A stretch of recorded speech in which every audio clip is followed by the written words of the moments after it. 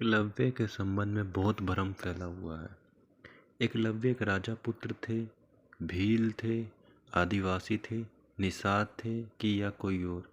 क्या सच में गुरु द्रोणाचार्य ने इसलिए उन्हें शिक्षा नहीं दी क्योंकि वह एक भील थे? इसको लेकर तमाम तरह की अटकलें लगाई जाती हैं।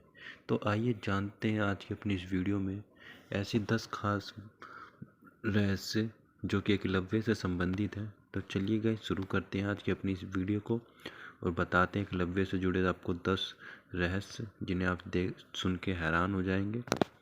पहला, कहते हैं कि एकलव्य भगवान श्री कृष्ण का चचेरा भाई था। एकलव्य वासुदेव का भाई का बेटा था। यह एक जंगल में खो गया था और हिरण्यधनु नाम के निषाद राजा को वह मिला था। तब से वह हिरण्यधनु का पुत्र ही माना जाता है। दूसरा, यह भी कहा जाता है कि एकलव्य भगवान श्री कृष्ण के पितृ व चाचा के पुत्र थे, जिसे बाल्यकाल में ज्योतिष के आधार पर वनवासी भीलराज निषाद राज हिरण्यधनु को सौंप दिया गया था। प्रातःकाल में प्रयोग इलाहाबाद के तटवर्ती प्रदेश में सुंदर तक फैला हुआ श्रृंगवेरपुर राज्य निषाद राज हिरण्यधनु का था। गंगा के तट पर अव्यवस्थित श्रृंगारवेरपुर उसकी सुदृढ़ता राजधानी थी। हिरण्यधनु का पुत्र एकलव्य था। चौथा, अब यह तय करना पाना मुश्किल है कि एकलव्य एक खो गया बालक था या हिरण्यधनु का पुत्र।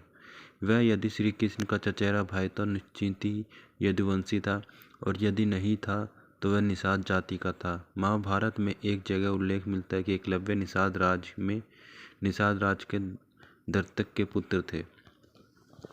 पांचवा, यह धारणा गलत है कि एकलव्य को गुरु द्रोणाचार्य ने इसलिए शिक्षा नहीं दी क्योंकि वह एक शूद्र जाति से था, जबकि सच यह है कि द्रोणाचार्य ने भीष्म को वचन दे रखा था कि मैं आपके राज्य के राजपुत्रों को ही शिक्षा दूंगा। छठा, विष्णु पुराण और हरिवंश पुराण के अनुसार एकलव्य अपनी विस्तारवादी सोच के चलते जरासंध से जा मिल सका था। जरासंध की सेना की तरफ से उसने मथुरा पर आक्रमण करके एक बार यादव सेना का लगभग सफाया कर दिया था। कि यादव सेना के सफाया होने के बाद ये सूचना जब श्री कृष्ण के पास पहुंची तो वे एकलव्य को देखने को उत्सुक हो जाते हैं। दाहिने हाथ में महज 4 उंगलियों के सहारे धनुष बाण चलाते हुए एकलव्य को देखकर वह समझ जाते कि यह पांडव और उनकी सेना के लिए खतरनाक साबित हो सकता है।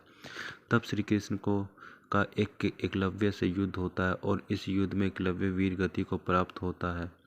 हालांकि यह भी कहा जाता है कि युद्ध के दौरान एकलव्य लापता हो गया था, अर्थात उसकी मृत्यु के बाद में कैसे हुई इसकी किसी को कोई पता नहीं था।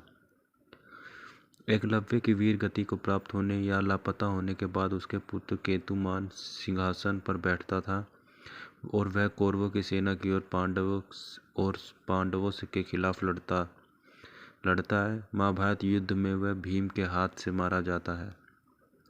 10वां, इसमें से कोई दो राय नहीं कि एकलव्य श्रेष्ठ धनुर्धर था। गुरु द्रोण की मूर्ति बनाकर मूर्ति के सक्षम एकलव्य ने धनुष विद्या सीखी थी। गुरु द्रोण को जब इस बात का पता चला कि एकलव्य अर्जुन से भी श्रेष्ठ धनुष बाण चलाना सीख गया है तो उन्होंने एकलव्य से पूछा कि तुमने ये विद्या कहाँ से सीखी। इस पर एकलव्य ने कहा कि गुरुवार मैंने आपको ही गुरु मानकर आपकी मूर्ति के समक्ष यह विद्या को हासिल किया था। इस बात पर द्रोण ने कहा कि तब तो हम गुरु दक्षिणा के हकदार हैं। एकलव्य यह सुनकर प्रसन्न हो गया और कहने लगा, मांगिए गुरुदेव, क्या चाहिए। द्रोण ने कहा कि तुम जिस हाथ से प्रत्यांश चढ़ाते हो मुझे उस हाथ का अंगूठा चाहिए। एकलव्य से जुड़े 10 रहस्य। महाभारत में एकलव्य का क्या रोल था, उन्होंने क्या भूमिका निभाई। उम्मीद करता हूँ गाइस ये वीडियो आपको अच्छी लगी होगी। वीडियो अच्छी लगी तो वीडियो को लाइक कर दें, चैनल पे नए तो चैनल को सब्सक्राइब कर लें ताकि आने वाली वीडियो नोटिफिकेशन आपको मिलती रहे।